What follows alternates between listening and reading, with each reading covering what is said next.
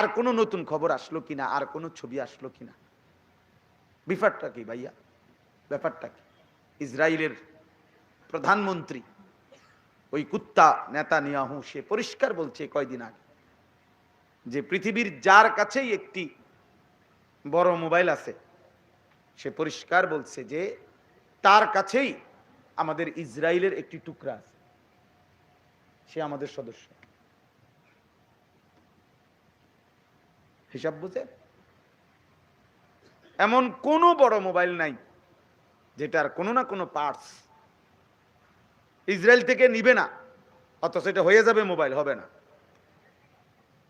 ওদের কাছ থেকে কোনো না কোনো পার্টস নিতে হবে।